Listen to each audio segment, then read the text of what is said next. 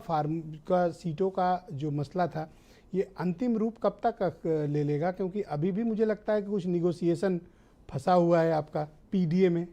नहीं, नेगोशिएशन कोई नहीं है। एक दो दिन के अंदर हम आपको पूरी जानकारी दे देंगे। सारी चीज़ें फाइनल हो चुकी हैं। आप लोग किसी भी तरीके से पानी में लाठी मारते रहिए, उसमें कहीं कोई फ़र्क नहीं पड़ना है। चाहे वो समाजवादी पार्टी की तरफ से श्री राम गोपाल जी हों, उदयवीर सिंह जी हों, या हमारी तरफ से मुकुल वासनिक साहब हों, खड़गे साहब हों, या हमारे सलमान खुर्शीद जी हों, अशोक गहलोत साहब की खैर तबीयत खराब है अभी।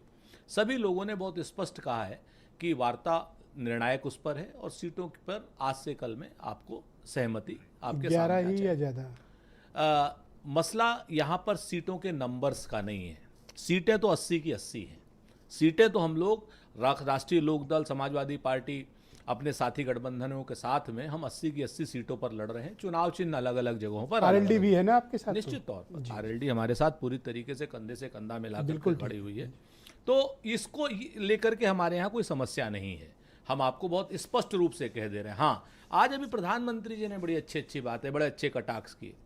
3 चीज़ें यहाँ पर आज बड़ी महत्वपूर्ण आई ब्रजेश जी।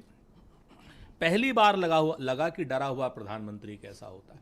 प्रधानमंत्री जी को अपने नाम पर भरोसा नहीं, अपने काम पर भरोसा नहीं, प्रभु श्री राम पर भरोसा नहीं।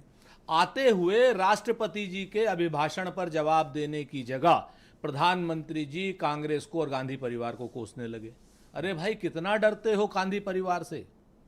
क्यों? क्योंकि उस परिवार में शहीदों का खून शामिल है। 370 तो है नहीं, 370 नहीं, 370 नहीं, अब 3070 ले लें। यहां पर कौन सी 24 घंटे आप चुनाव की रणनीति की बात सदन के अंदर भी, सदन के अंदर अगर अग्निवीर की बात करते समझ में आती, बेरोजगारी खत्म करने की बात करते मोदी की गारंटी समझ में आती, महंगाई खत्म करने की बात करते मोदी की गारंटी समझ में आती, चीन की समस्या सुलझाने की बात करते मोदी की गारंटी समझ में आती, मालदीव ने जिस तरीके शत्रुतापूर्ण रवैया अपनाया, हमारे सैनिकों को वापस भेज रहा है, उसकी बात करते क्या नाम समझ में आती।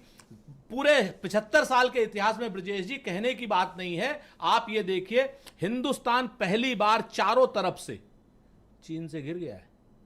चीन की सीमा 4300 किलोमीटर लंबी। सर, वो आपको दर्शक दीर्घा में बिठाने की तैयारी कर रहे हैं सर। यही तो कटाक्ष है। हमें तो अच्छा लगा कि आप हमारे लिए इस तरीके की भाषा का इस्तेमाल कर रहे हैं। हमने कभी आपके लिए इस तरीके की भाषा का इस्तेमाल नहीं किया, क्योंकि हम लोकतंत्र में प्रतिपक्ष की भूमिका को जानते हैं, हम सम्मान करते हैं। सरकार के साथ प्रतिपक्ष की भूमिका बराबर की, हम तो ये मानते हैं। प्रधानमंत्री जी हमें अपना शत्रु मानते हैं, क्योंकि वो लोकतंत्र को अपना शत्रु मानते हैं। इसीलिए आज चंडीगढ़ के जो मेयर का इलेक्शन था, जिस तरीके से भारतीय जनता पार्टी के मुंह पर सुप्रीम कोर्ट ने करारा तमाचा मारा है, आप इस चीज देखिए। उन्होंने कहा उस अधिकारी को प्रोसिक्यूट कीजिए, मुकदमा चलाइए उसके ऊपर, जिस तरीके की उसने हरकत की। किसके मंडे को भी हेयरिंग हो जाने दीजिए तो पता चलेगा। हम तो आज की बात करेंगे ना।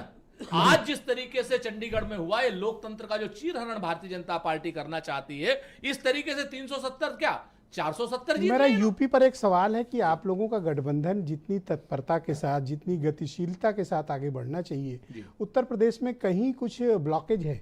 नहीं, देखिए, मैं आपको बहुत ईमानदारी से जवाब दूं ब्रजेश जी, हम सब अलग अलग दल हैं, कुछ विवाद भी हैं, और विवाद का समाधान संवाद के जरिए हो रहा है। अगर हम सभी लोग एक मत एक ही तरीके से होते तो एक दल होते।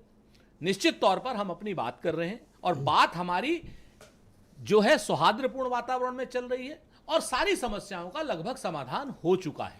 कर्नल शरद शरण जी को मैं आमंत्रित करता हूं, समाजवादी पार्टी के प्रवक्ता हैं। कर्नल साहब, आपका स्वागत है। अभी तक आप लोगों के गठबंधन के सीटों की औपचारिक घोषणा